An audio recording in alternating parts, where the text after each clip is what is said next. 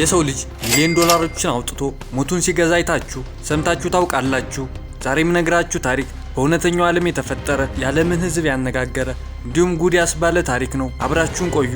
ለቻናሉ አዲስ ከሆናችሁ ሰብስክራይብ እንዲሁም ቪዲዮውን ላይክ በማድረግ ጀምሩ።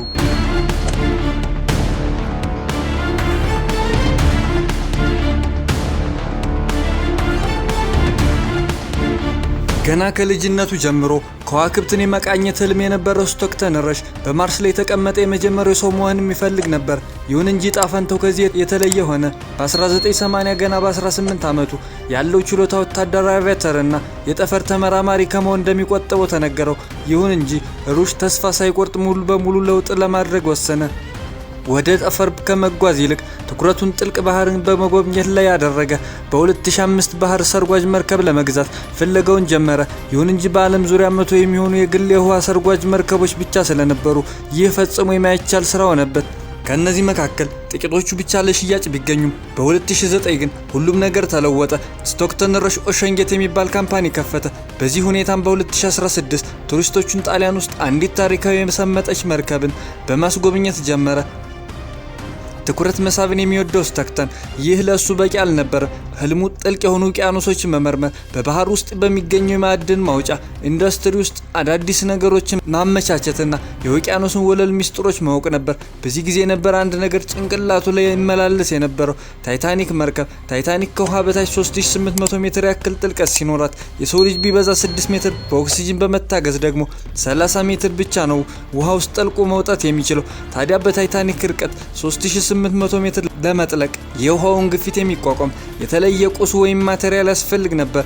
ስቶክተን ኢንጂነር ስለነበር ይህ ነገር ለሱ ተራ እንደሆነ በመናገር ወደ ዲዛይን ገባ። ስቶክተን ሰርጓጅ መርከቡን ለመስራት የተጠቀመው ማቴሪያል ወይም ቁስ ካርበን ፋይበር ይባላል። ይሁን እንጂ ካርበን ፋይበር ከውሃ በታች ባሉ ተሽከርካሪዎች ዓለም ውስጥ ከፍተኛ ውዝግብን አስከተለ።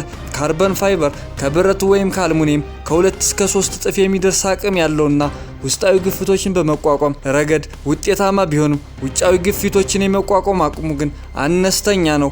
ታዲያ በቀላል ወጪ ቀለል ያለ ነገር ሰርቶ የጨረሰው ስቶክተን ረሽ በሪሞት ኮንትሮል ላይ የምታዘዘውን ሰርጓጅ መርከብ ቲታን ብሎ ሰየማት። ቲታን ማለት በግሪክ ቋንቋ የኃያሎች ሁሉ ኃያል ማለት ነው።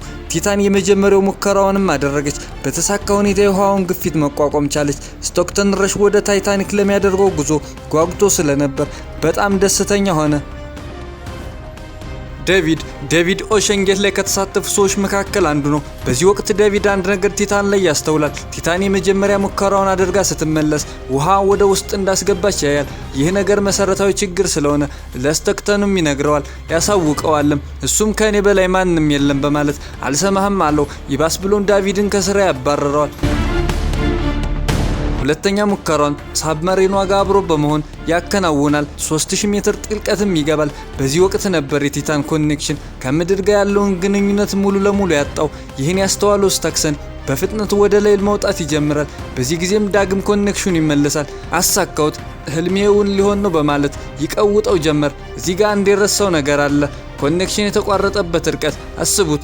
ታይታኒክ 3800 ሜትር ጥልቀት ያላት ሲሆን እሱ የተመለሰው 3000 ሜትር ላይ ነው። ሙከራ የሚደረገውም ታይታኒክ ላይ ደርሶ መመለስ የሚቻልበትን ሁኔታ ለማወቅ ነው። ታይታን ከናሳ ከቦይንግና ከዋሽንግተን ዩኒቨርሲቲ በተገኘ እገዛ በጥምረት የተገኘች ናት በማለት እንዲወራ ተደርጓል። ምክንያቱም በሰዎች ዘንድ ተቀባይነት እንድታገኝ በማሰብ። ይሁን እንጂ እውነትም አልነበረም። የናሳ ቃል አቀባይ ናሳ በሰራተኞቹ ወይም በፋብሪካው አማካኝነት በፈተናውም ሆነ በፋብሪካው ውስጥ እንዳልተካፈለ ሲናገር፣ አንድ የቦይንግ ቃል አቀባይ ደግሞ ቦይንግ በታይታን ፕሮጀክት ተባባሪ እንዳልሆነና ንድፍም ሆነ ግንባታ እንዳልሰራ ተናገረ። በመጨረሻም የዋሽንግተን ዩኒቨርሲቲ አፕላይድ ፊዚክስ ላቦራቶሪ ፕሮጀክት ንድፍ፣ ምህንድስና ወይም ምርመራ ውስጥ ምንም አይነት ድርሻ እንደሌለው ገለጸ። ታዲያ በዚህ ሁኔታ ነበር አንድ ዓለምን ያስደነገጠ ነገር የተከሰተው። ሰኔ 18 ቀን 2023 ማለዳ ላይ ሩሽና ቡን ወደ ታይታኒክ ለመስጠም ተዘጋጁ። በቲታን ጀልባ ላይ ሩሽ ራሱ፣ ብሪታንያዊ ነጋዴ ጀብደኛ ኤች ሃርዲንግ፣ የታይታኒክ ኤክስፐርት ፖል ኤችአርአይ፣ ፓኪስታናዊ ነጋዴ ሻዳዛ ዳውድና የ19 ዓመቱ ልጅ ሱሌማን ነበሩ። ከጧቱ 2 ሰዓት ገደማ ቲታን ከእናቷ መርከብ ማለትም ከፖላር ፕሪንስ ተነስታ ከውቅያኖሱ ወለል በታች ወደ 3800 ሜትር ገደማ ርቀት ላይ ወደ ታይታኒክ ስብርባሪ አካል አቀናች። ከጧቱ 3 ሰዓት ከ47 ሲሆንም ቲታን ከምድር ካሉት ተቆጣጣሪዎች ያላትን ግንኙነት አጣች።